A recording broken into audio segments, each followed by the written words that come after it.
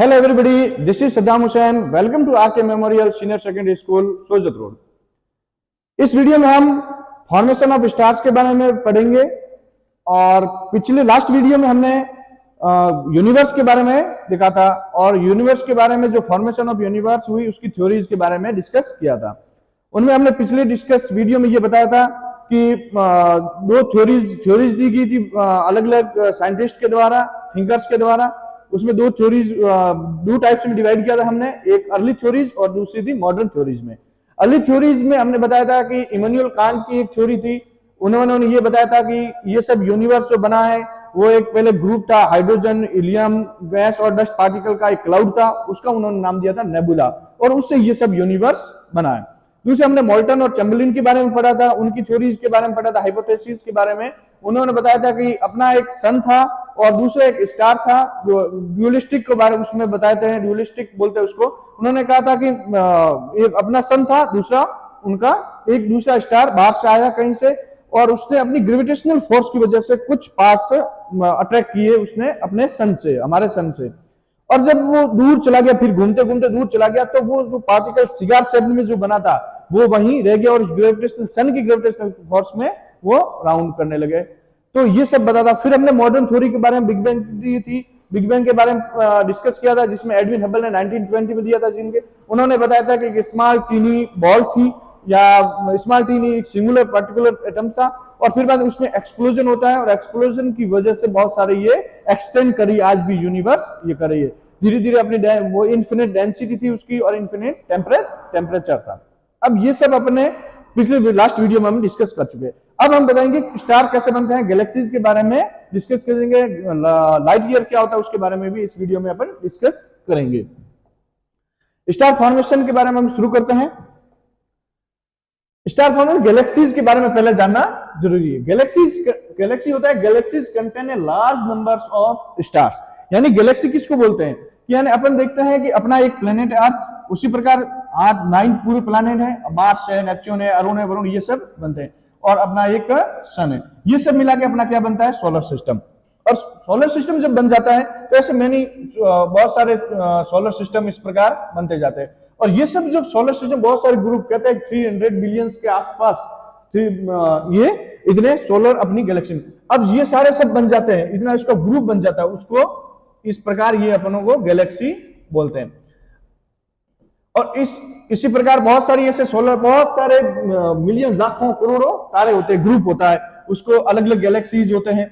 ये अलग अलग गैलेक्सीज होती है, ये बहुत सारे परमाणु, यानी अपना एक प्लैनेट अर्थ और अपना सोलर सिस्टम, और ऐसे कई लाखों करोड़ों सोलर सिस्टम मिलके एक गैलेक्सी बनाते हैं, और ऐसी कई गैलेक्सियां यूनिवर्स के अंदर बहुत सारी फ्लोटिंग हो रही है, उन सबको अपने यूनिवर्स बोलते हैं। और अपनी गैलेक्सी का नाम है मिल्की वे। अपनी गैलेक्सी का नाम क्या है, मिल्की वे।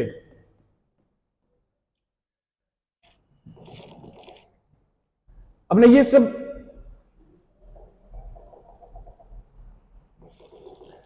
अब बनते हैं गैलेक्सी फॉर्म में, Galaxy spread over vast distance. अब जो अलग अलग गैलेक्सीज है, यानी एक गैलेक्सी ये हो गई, दूसरी गैलेक्सी ये हो गई, तीसरी, अब उनके बीच का जो डिस्टेंस है, उनको डिस्टेंस को मेजर किया जाता है लाइट ईयर में।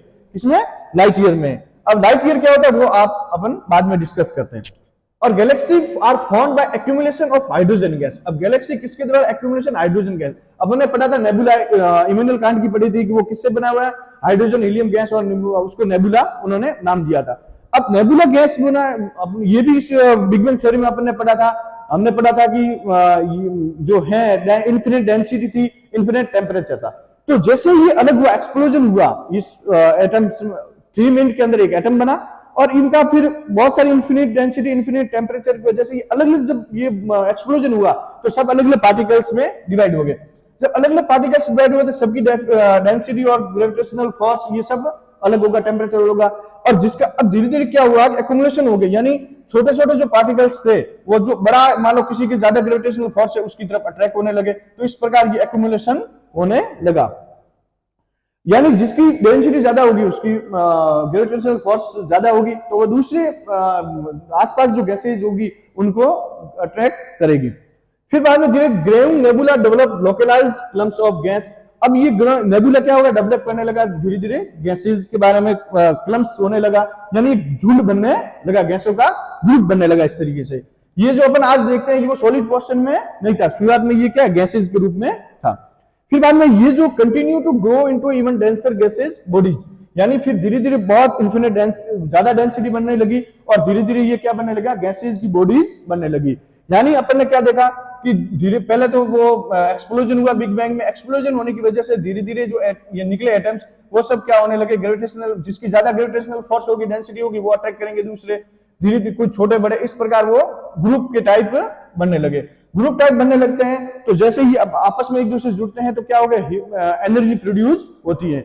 एनर्जी प्रोड्यूस होती है, अपन देखते हैं कि हमारे सन होता है, सन की भी अलग प्रोड्यूस है। इस प्रकार बहुत सारे स्टार्स देखते हैं अपन रात को भी, तो उसके अंदर अपन को ज्यादा हीट नहीं दिखती है, ठंडे दिखते हैं, लेकिन उनकी हो सकती है सन से भी ज्यादा एनर्जी हो या कम हो, क्योंकि वो अपन से दूर है, इसलिए अपन को पता नहीं चलता है। यानी सबकी अपनी एनर्जी क्रिएट करते हैं, जब ये आपस में जुड़ते हैं तब एनर्जी निकलती है, इसको लाइट्स में नाम दिया जाता है, लाइट अपनी होती है। तो ये सब इसकी वजह से क्या हो गया, डेंसिटी बॉडीज की वजह से फॉर्मेशन हो जाता है स्टार का। ये सब अपन ने समझा। अब ये आपने देखा था कि लाइट ईयर क्या होता है, इसके बारे में डिस्कस, यानी अपन ने बता दिया कि किस प्रकार स्टार बनता है। पहले ये सारे टीनी पार्टिकल्स थे, फिर धीरे धीरे ये गैसेस के बारे में ये झुंड बनने लगे, एक तरीके से झुंड बनने से क्या होगा, फॉर्मेशन होगा, एनर्जी क्रिएट होगी, और एनर्जी क्रिएट होने से वो क्या हो, स्टार बनेगा। अब अपन ने लाइट ईयर के बारे में डिस्कस करें। लाइट ईयर क्या होता है कि ये लाइट ईयर डिस्टेंस ये टाइम का नहीं है, जैसे अपन जनवरी से दिसंबर तक मानते हैं कि जनवरी फरवरी एक साल हो गया, वो ऐसा नहीं होता है, वो डिस्टेंस का बताता है। यानी एक गैलेक्सी होगी अपनी मिल्की वे, और दूसरी गैलेक्सी इस प्रकार है, तीसरी गैलेक्सी। अब इनके बीच जो डिस्टेंस है, इनके बीच डिस्टेंस है, उसको अपन क्या कहते हैं, लाइट ईयर में डिवाइड या लाइट ईयर में मेजर करते हैं। लाइट ईयर क्या होता है, देखो, a light year is measure of distance and not of time. किसका, टाइम का डिस्टेंस नहीं है, डिस्टेंस मेजर किसका है, डिस्टेंस का मेजर, यानी उनके बीच का गैप कितना है, distance. Light travels at speed of 3 lakh kilometre second, यानी लाइट जो चलती है वो 1 सेकेंड के अंदर 3 लाख किलोमीटर जो दूरी तय करती है। कितनी फिक्स करती है, 3 लाख किलोमीटर 1 सेकेंड में। अब 1 सेकेंड में कितनी करे, 1 सेकेंड में 3 लाख, अब यानी 1 ईयर में कितने सेकेंड हो गए, उस सेकेंड से इनका मल्टीप्लाई पूरे 12 मंथ के जितने भी होते हैं उसको सेकेंड्स होते हैं उसको मल्टीप्लाई करते हैं, और फिर बाद में एक साल में जितने सेकंड बनते हैं और वो इतनी डिस्टेंस बनता है उसको क्या बोलते हैं, लाइट ईयर बोलते हैं। यानी considering this distance the light will travel in 1 year is taken to be 1 light year, यानी एक सेकंड के अंदर 3 लाख किलोमीटर लाइट चलती है, इसकी स्पीड होती है। अब पूरे साल में जितने सेकंड होंगे उसको मल्टीप्लाई किए जाएंगे 3 लाख सेकंड्स, और फिर वो टोटल जो होगा वो अपना क्या होगा, लाइट ईयर। अब दिस इक्वल टू 9.461 इंटू 10 12, ये अपने उसको ज्ञात, बहुत मतलब लंबा चला जाएगा इसका measurement. The mean distance between the sun and the earth is 14 crore 9 lakh और 598,000 किलोमीटर, यानी अपना लगभग 14 करोड़ के आसपास जो अर्थ और सन है उनके बीच की डिस्टेंस है। और जो अपना जो सनलाइट है अपने पास ट्रेवल करती है वो 8.311 मिनट के आसपास वो आती है। ये अपने डिस्कस किया सन के फॉर्मेशन के बारे में, और पिछली वीडियो में हमने जो बताया उसके बारे में डिस्कस किया, लाइट ईयर के बारे में डिस्कस किया। उसके अगले टॉपिक में अपन फॉर्मेशन ऑफ प्लैनेट के बारे में पढ़ेंगे। आज इतना ही। Thank you, thanks to everyone.